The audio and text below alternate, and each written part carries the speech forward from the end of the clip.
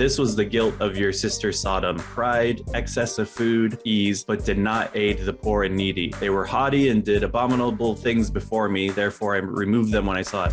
Which side are you on? Which side are you on? I'm really excited about this. It has been a very long time since we've talked to both of these folks. Damon Garcia is the proprietor of the Damon Garcia YouTube and TikTok channels, and now author of the new book, The God Who Riots, Taking Back the Radical Jesus.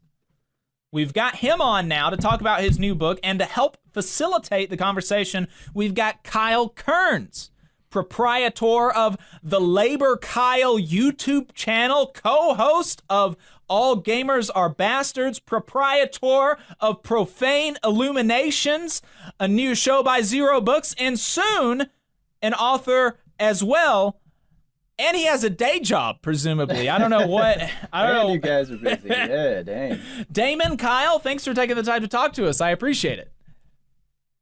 Yeah, thank you. I'm so happy to be here. This is exciting. I've been looking forward to this for a long time. Yeah, me too. It's nice to be here, friends. Nice to have you here. Adam sends his apologies for not being able. He said he really hates that he's missing that he's missing y'all. He enjoyed our conversations a year and a half ago during our fundraising stream for the mine workers, but he is working today. Can you believe that? He had a union guy working on a Saturday. What a bunch of nonsense. But yeah, so he's working. He's a stagehand. He's a union stagehand, member of IATSE, the Stagehands Union, Local 900 here, and they've got a show or something that came up, and so he was like, oh well, it'd be nice to have the money, so I'm going to take that. And he doesn't get paid for this, so neither do I. So this is generally a union show, but also since I'm one of the showrunners, I can talk about what I want, and I've got a particular interest in faith. And to be fair to the topic, I do think that faith is a subject of interest for working people and for folks interested in supporting working people, because faith really plays a pivotal role in the ways that we do or don't resist the powers that be, whether that's our government or our boss, and that's really what the book is about, Damon. And so I don't think it's too far off the narrow track for the show.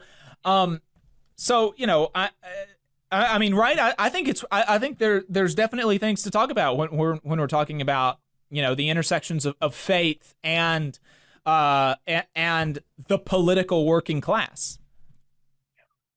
Yeah, absolutely.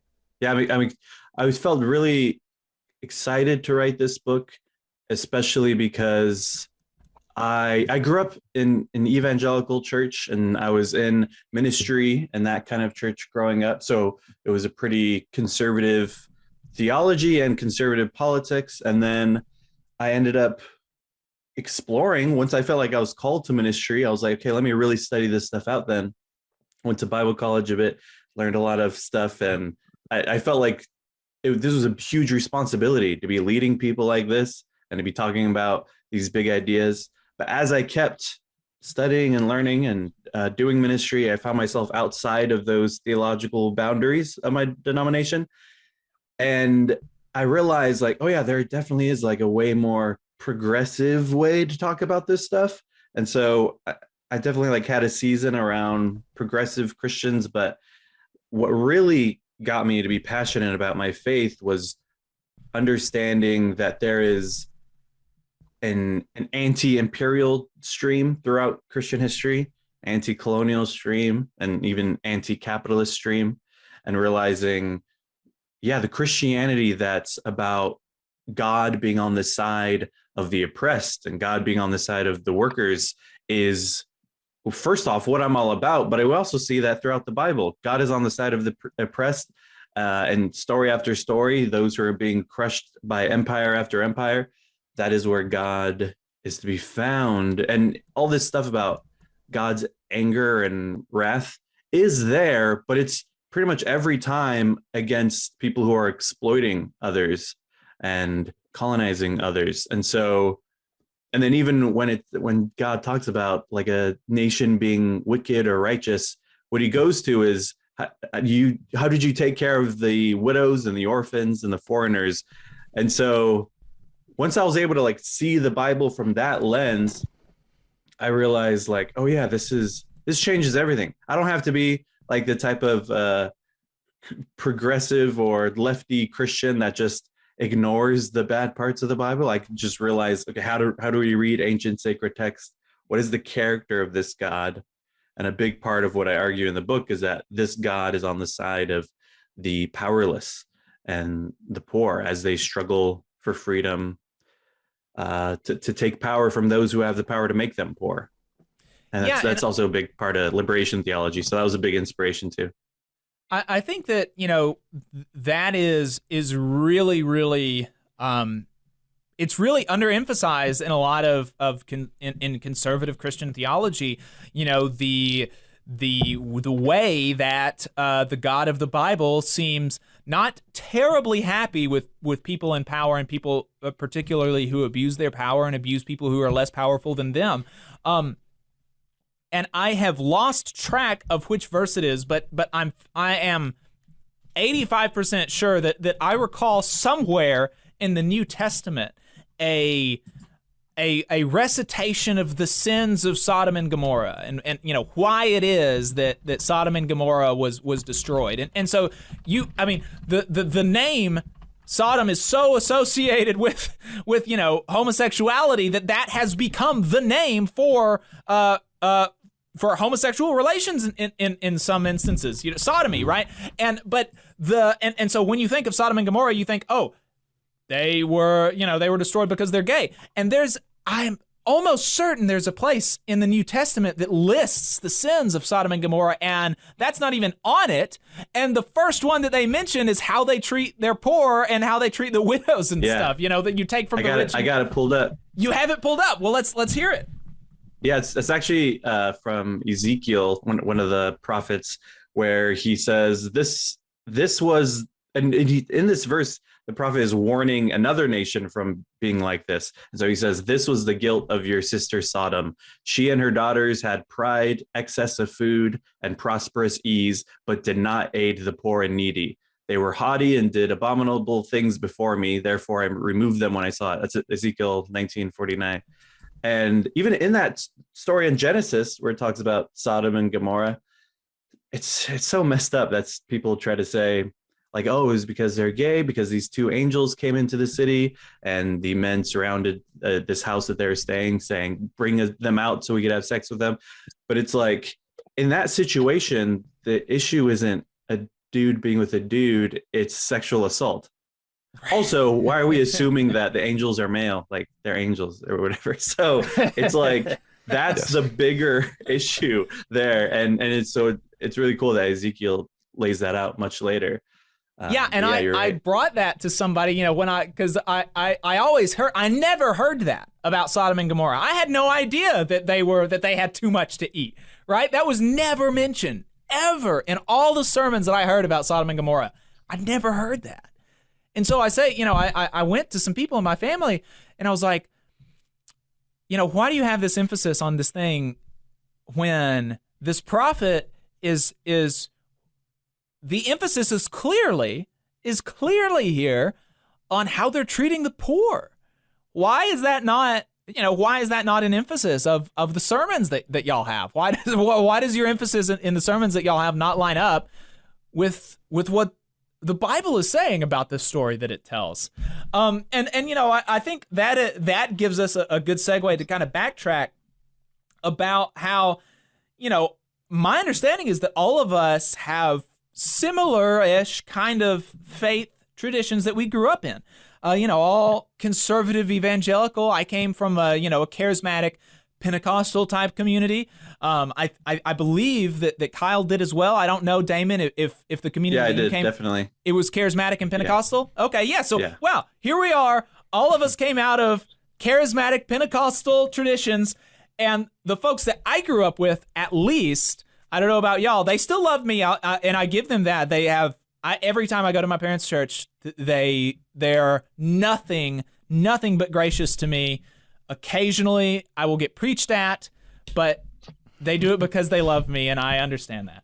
But now, they would say that I'm a godless commie, right? They still love me, but I'm a godless commie, and I'm assuming that the people that y'all grew up with would say similar things. So, Damon, you've been talking. So, Kyle, I want to give this to you. Talk to us a bit about your religious upbringing and why you went so wrong. Oh, yes. Well, Bible college, just like so many of us.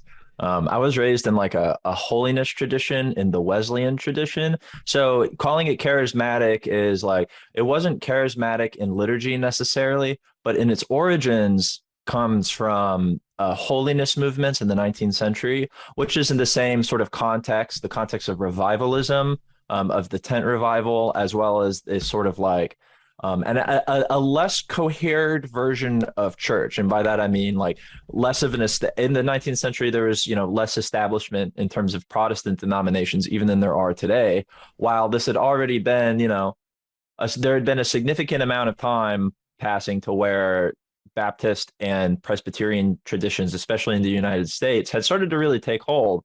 The kind of church that I grew up in was something that kind of formed around and outside of that. As a result, it was in its origins, this very sort of like decentralized kind of worship service, still very Christian, Christian of the Bible in the way that people would be most familiar with it, but something that was very different than how it ended up being. When I grew up in a very traditional evangelical church, in that it had a very strict hierarchy. At the top was the pastor, his deacons, and the people that he chose to sort of, rise to that inner circle as friends and family. And then below that was a set of staff at the church as well, and then a volunteer staff. And for a really long time, that was basically my entire life. My family's very religious. They're lovely people. We still get along great. But I spent most of my time in church volunteering in music ministry with students, teaching Sunday school, all kinds of stuff. The problem is that not only was I struggling a little bit as I was learning to articulate my own politics. I grew up in a union house. My family trade is actually firefighting and the building trade. So pretty much everyone in my family was in some way in a union house, but they're all very conservative and very religious too. But as a result, throughout my childhood and the way that I was brought up, behind me were always this sort of like how like I was being taught about loving and caring for the least of these, and presumably that includes the poor, while watching people who have a great deal not just keep their sort of actual resources for themselves and for their church, but in the way that they lived their day-to-day lives, they were obsessed with this sort of top-down way of doing church. They encouraged people to monitor each other, everyone in church turns into little snitches to start praying for each other and that sort of a thing. You, rather than being affirming and encouraging of people for who they are and trying to figure out some sort of greater project by which the teachings of Jesus can allow us to be bigger than ourselves. Instead, they encourage people to monitor each other, to snitch on each other, and to do this very quiet sort of conflict and aggression on behalf of the people who are in charge. And if that sounds familiar to you as a labor radio show, it sounds like some boss nonsense. Yeah. Like monitoring your behavior, making you work and be a certain way and act a certain way, encouraging you to snitch on people who aren't quote unquote doing what they want. And in the back of my head the entire time was also, I'm gay. And like, it was hard growing up. It was like gay stuff was at the center of the culture war. The culture war was just now starting to take its shape that we're familiar with. And at the center of that was like gay marriage and adoption. And I grew up in Florida, and that was a big conflict for a while, whether or not they'd let gay couples adopt. And it just like, it came to a head eventually. Eventually I couldn't allow the really powerful impacts of the teachings of Jesus of Nazareth could not circle the square of the evangelical church I grew up in. It makes me think of what's so important. What I think about Damon's book is that it's it's an attack on church from above. And this idea that like from below looks like conflict, different way of doing church in a different way, just as you were saying, Jake, with the thinking through a new way of thinking through faith, revisiting the supposed, narrative of Sodom and Gomorrah and realizing it was actually different. Books like Damon's allow us to have a new way of seeing church despite of all of the stuff that we all grew up in that we're most familiar with, and that no, there's actually a different way to do things. And that's what really resonated with my background, I think. Yeah, that is fascinating. I can say, in fairness to the church that I grew up in, it was very much not like that. The denomination that they have on their signs is actually holiness. It's very charismatic in liturgy, but it is very much not top down. And particularly in the church that I grew up at, because there's no like in this particular movement, there's no hierarchy of the denomination. It's all just 100 some odd churches that are loosely affiliated with each other, and the affiliation is so loose that on opposite ends of the spectrum, you're going to have people who are like liberal in that some of them go to ball games, and conservative in that they don't wear jewelry, some of them don't even consider themselves the people on the other end of the spectrum actually part of the movement. But that's how kind of loose the affiliation is. But in my church particularly, it was and I always loved this. And now thinking back about it, it kind of confuses me that they don't take this outlook outward, but the service is very small d democratic.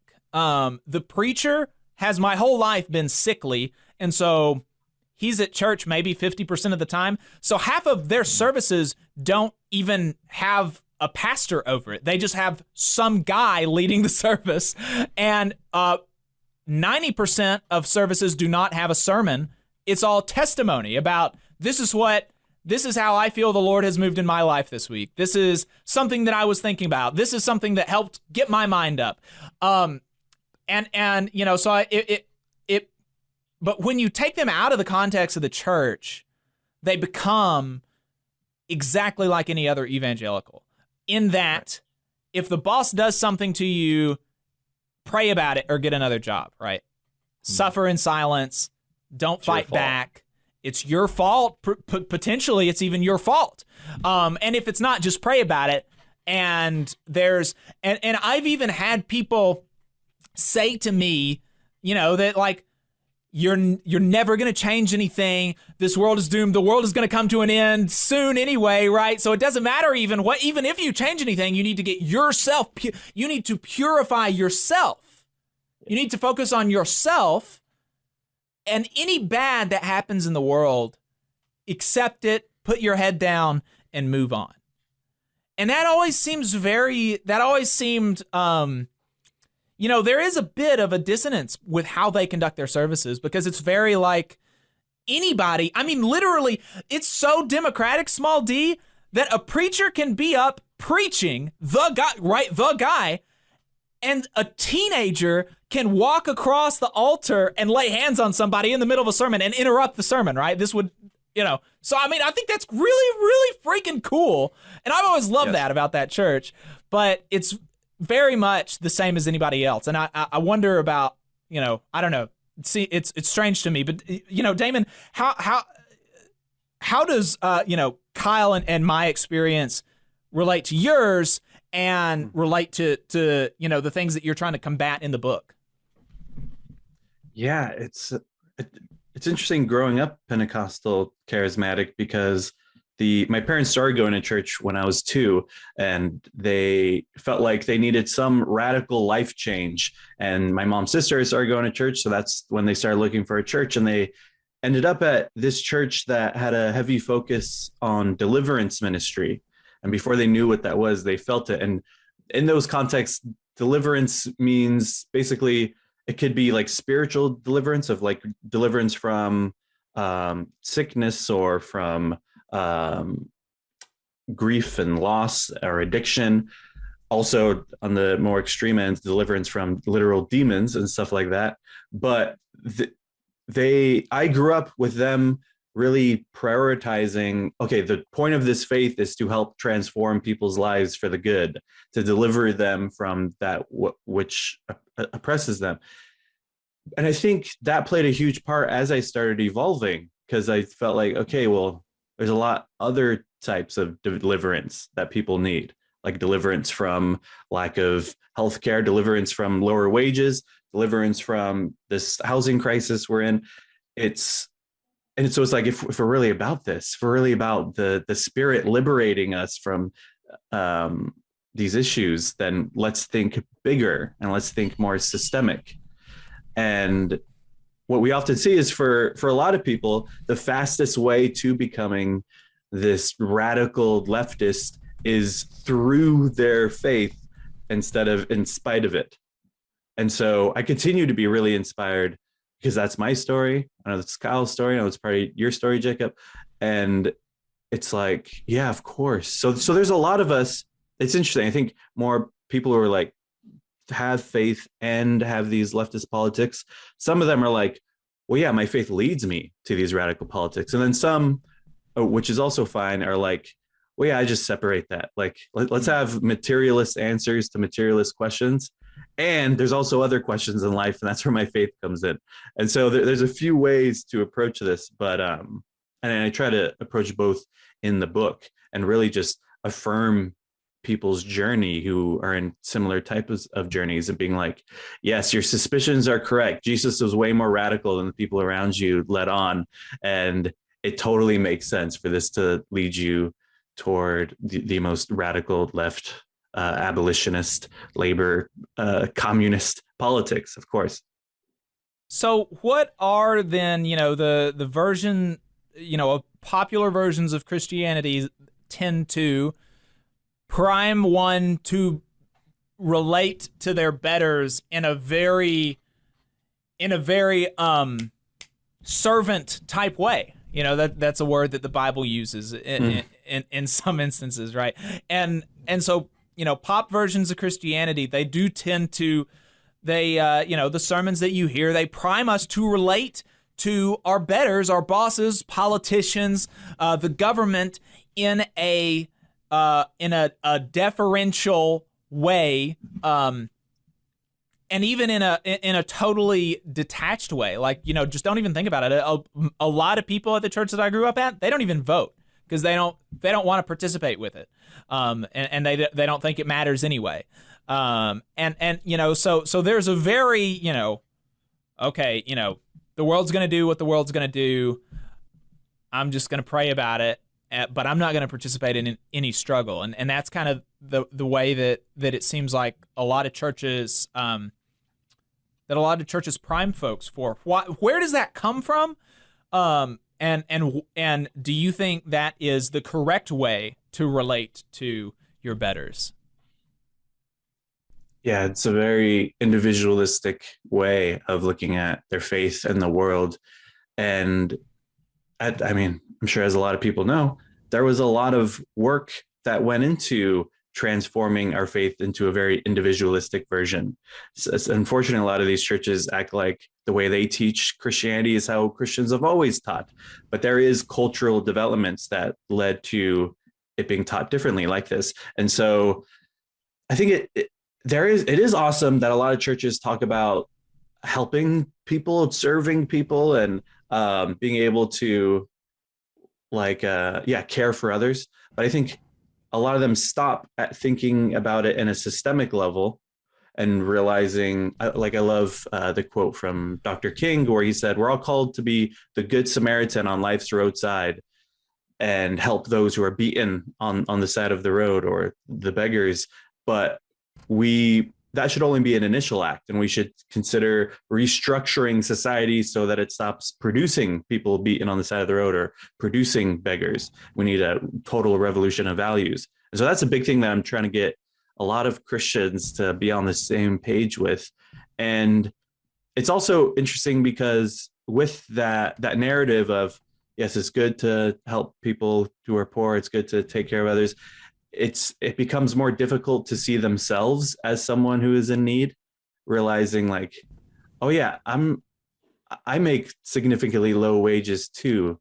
just because I have a lot more than some people I know, I'm still the exploited one in this workplace where the boss gets so much more than me and pays me barely anything, where I could barely afford the few things I can afford. And so I think it's just such a much bigger perspective to realize, like, God is on the side of the poor and the oppressed and the exploited, and those of us workers are part of the exploited. Of course, there's varying degrees of the suffering we're going through, but we must advocate for ourselves too and be able to liberate each other from this exploitation.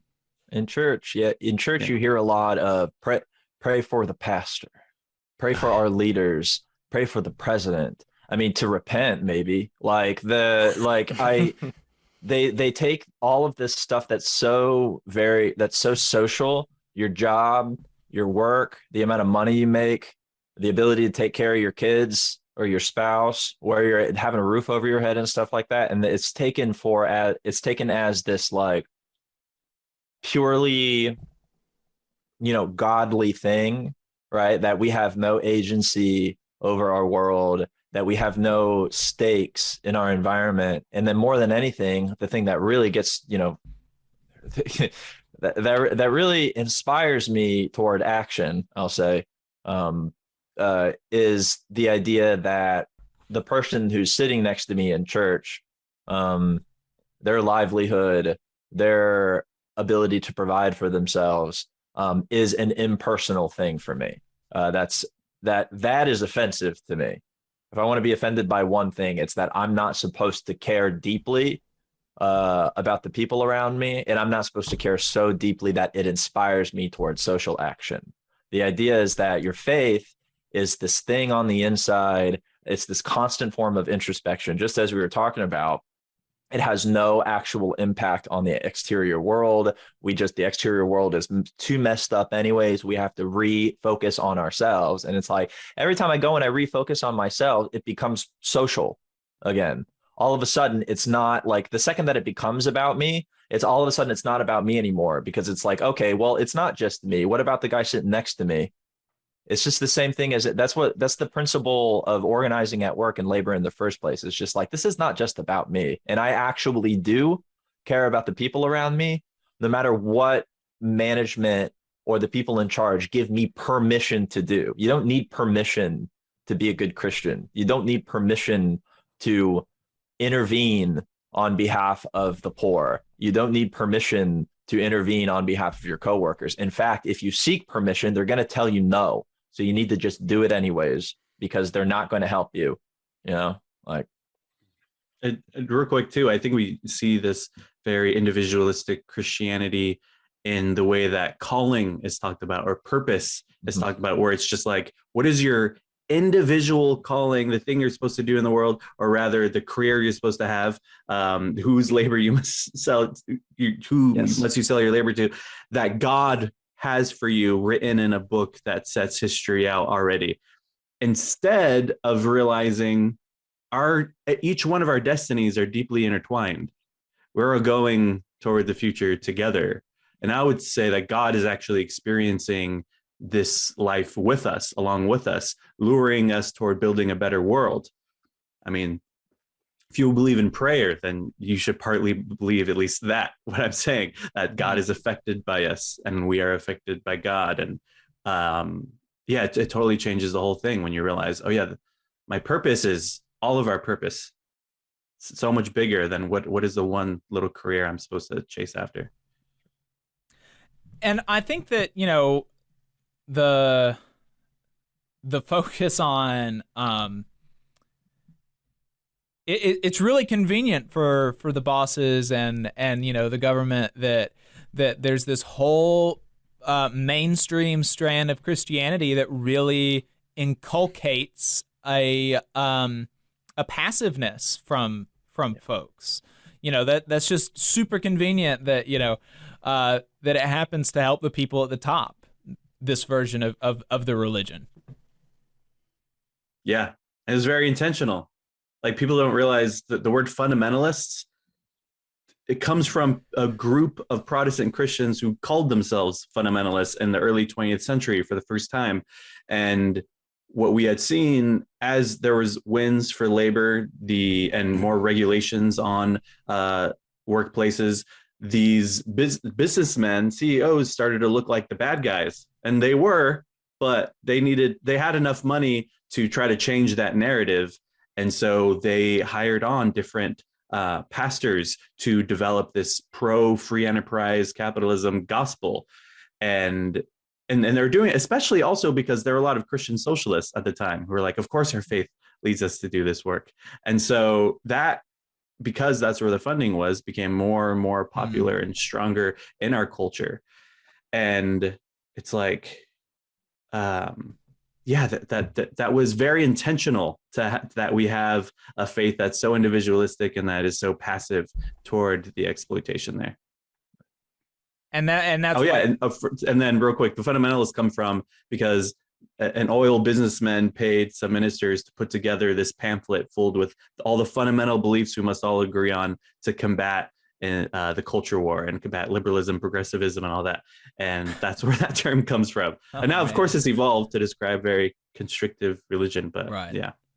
Wow, I didn't realize that. And so you know, combating this you know, popular version of Christianity or some aspects of it, you know, that was a big reason for writing the book. And so the what are the things about Christianity that's in the Bible that leads you to, you know, maybe what are some of the stories that lead you to the conclusion, you know, that we should be on the side of workers, that you don't actually have to be so deferential to people in power, that you know, that things can change and things can change for the better, and we should be active in making that so. What are the things in the Bible that make you think that make you think that way?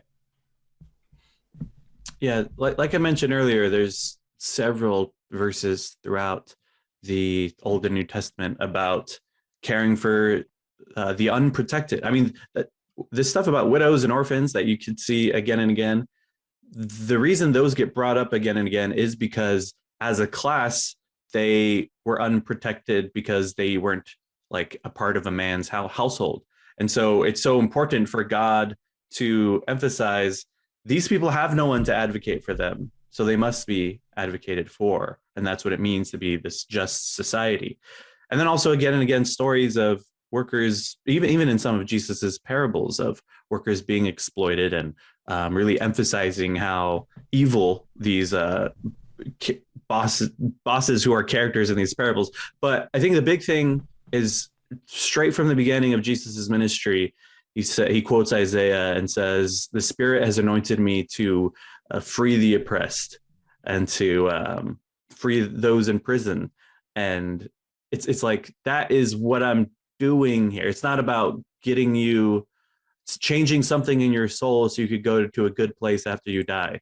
It's about building a new kind of world. And then when Jesus talks about the kingdom of God, he doesn't talk about it as someplace elsewhere. He talks about it as something that grows from within you and out into the world, where the first are last and the last are first. And so you see every step of his ministry, that is how he's living it out, taking special attention on the poor and on the sick. And then after he leaves, the disciples have catch the vision and immediately start building these communities where they share property and they take care of one another, because they realize that's what it means to be a Christian. And then the whole book of Acts, they're inviting people into those communities, and none of those evangelists are telling people, join us or else you'll go to hell and burn forever. None of the evangelists in Acts. It's all about join this community where we can take care of one another and survive the oppression we're facing under the Roman Empire.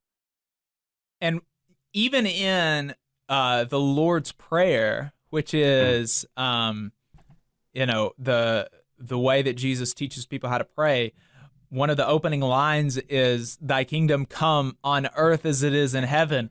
And, you know, there's a real interest in the world changing, in God's kingdom coming to earth, and us being part of that happening. Yeah. And that's why Jesus was killed. Like, crucifixion was specifically a political punishment for those who it was for sedition. Those who and that's also why it was always in public on a hill for everyone to see what happens to those who stand against the rule of Caesar and the rule of Rome. And it's also way more likely that when Jesus was crucified, there wasn't just two people beside him. There's probably a bunch, because they did that a lot, crucified a bunch of people, so people could see to stay in line. And so Jesus teaching about the kingdom of God, ushering in the kingdom of God, is implying the ushering out of the kingdom of Rome. And his disciples clearly knew this. They were envisioning the end of the kingdom of Rome a lot. And Jesus, as a Jew who thought, like many Jews of the time, totally believed that God would destroy the Roman Empire. And he was interested in teaching people these new social values to live out post the destruction of our empires. And I think that Rome fell, and then of course other empires replaced it. But I think it helps for us to keep that vision of there's another way to live. There are other ways to live out our faith. It's your testimony, right? Like, Mm. please. I was just gonna cut in and ask y'all's like opinion. This has been cutting in, but I thought it was interesting how they treated like non-Jewish people in the Bible and how like generous it seemed like the people that were outside the I guess the Jewish system at the time were treated, and like how Jesus spoke to that. I wanted to get y'all's take on that. Yeah, I think that was a big Paul thing in the New Testament, where he felt particularly called to the Gentiles and teaching people that, oh yeah, this salvation thing, this God's love thing is universal. And and during his life, up until the point he died, that was not popular. The leaders of the church were saying, no, that we don't need to do that, and that's not right. And then decades after he died, after the temple was destroyed in the year 70, and people started to put together the Gospels, people realized like, oh yeah, this is a good idea, actually, especially because we're experiencing so much suffering and it's hard to keep going. And that's why the Gospels are written in Greek, like Paul's letters are written in Greek to reach out in that way. And so Kyle has written a lot about Paul and knows a lot of things that I think really stretch this whole thing way bigger and wider. Paul is like both of the previous question and that one are sort of unified in Paul, right? Like, what's significant about the Christian faith as a tool through which we can articulate a desire for change in the world? That's an annoying way of saying, how can I make change with what I've known in my life? And the testimony, something that's practiced that we've talked about today already, and something that's practiced widely across Christianity, is something that I think is really remarkable and that you can find in the work of Paul. And that tells us that it's not like these things that are just about me or that I'm told are just about me. It's a personal faith, a personal relationship or whatever, is actually kind of nonsense. Paul's testimony, the change in Paul's life, Paul received a new name. He received an entire new lease on life, and he started preaching to people this idea that you can achieve a new body,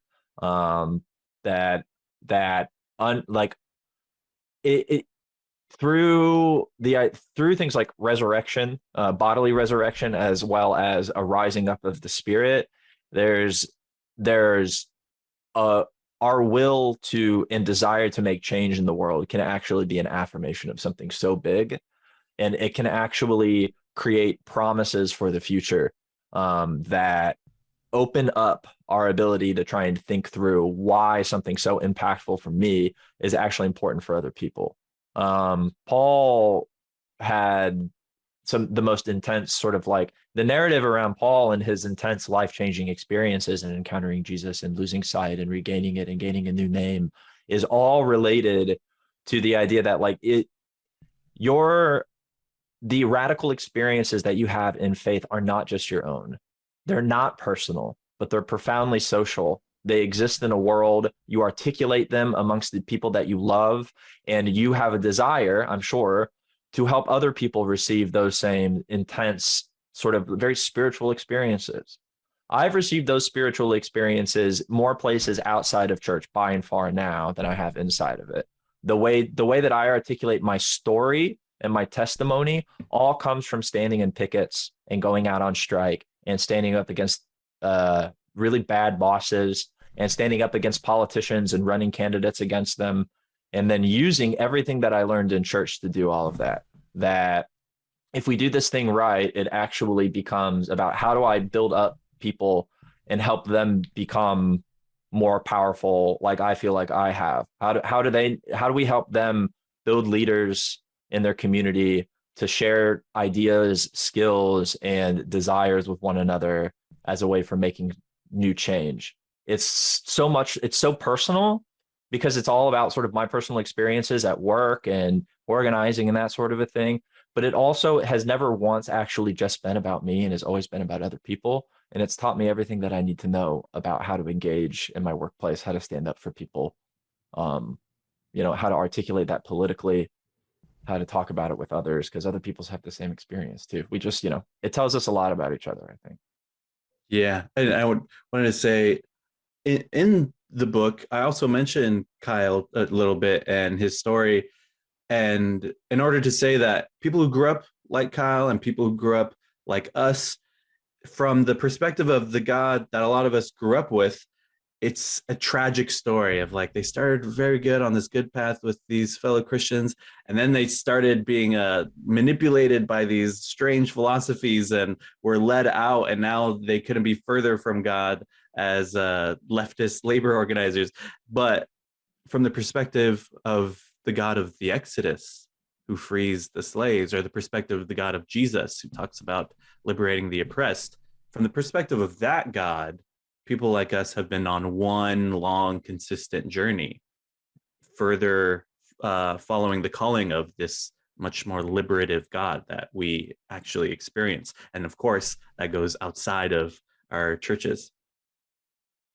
Yeah, and I think that's getting close to a pretty good place to end it on. But I did want to make sure that we addressed the title of the book. The God Who Riots is a very provocative title, and it came.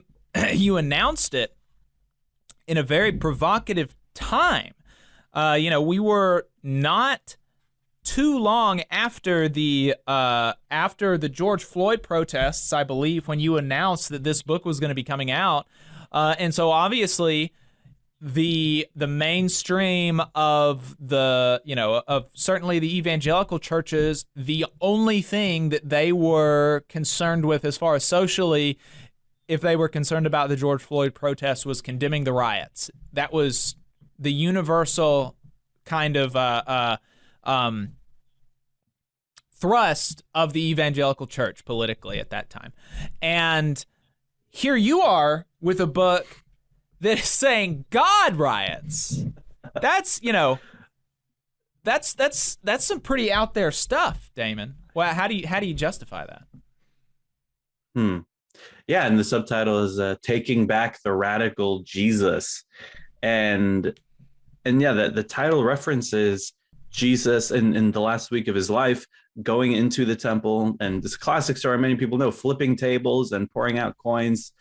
And that when growing up, that story was taught as like this spontaneous temper tantrum, like Jesus just couldn't handle what he was saying, so he started flipping stuff. But what we see he's more likely doing is a planned temple demonstration, especially after this demonstration on Passover Sunday, when he goes through on a donkey while people wave leaves. Probably, just we know this from the historian Josephus, probably at the same time that Pontius Pilate was coming from the entrance on the other side of the city on a war horse with his armies. And so it's like a deliberate lampoon of that. And so in this temple, with in the demonstration in the temple, he's flipping specifically the things within the outer court that were being used to buy and sell. And he does this to put a temporary hold on their activities for everyone to hear him. And he says, "You've turned this place into a den of robbers."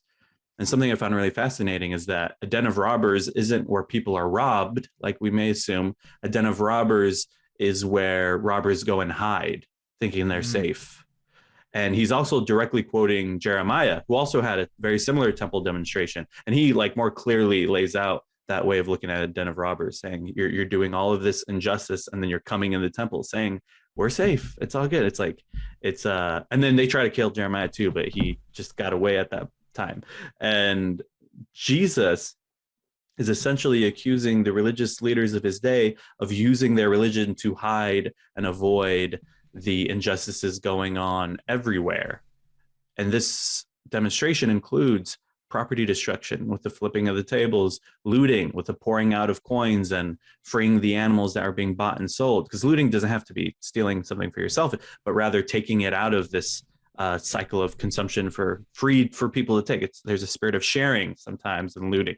And so having that knowledge, and then seeing the George Floyd protests happen, and remember the third night in Minneapolis, the third precinct police station was on fire. And I was watching a live stream of it and seeing protesters dancing and celebrating in front of that fire.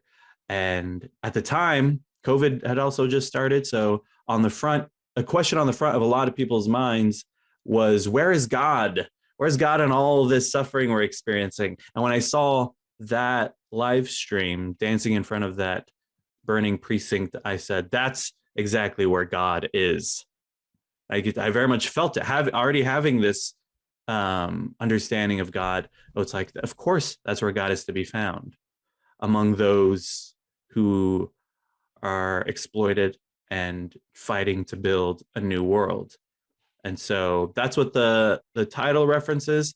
And then just throughout the book, I'm talking about a lot of stuff to basically just convey this theme that we see again and again. God is on the side of the oppressed as we build a new world, which will be met with conflict, but through solidarity and action is how we get there. And that's what Jesus was all about.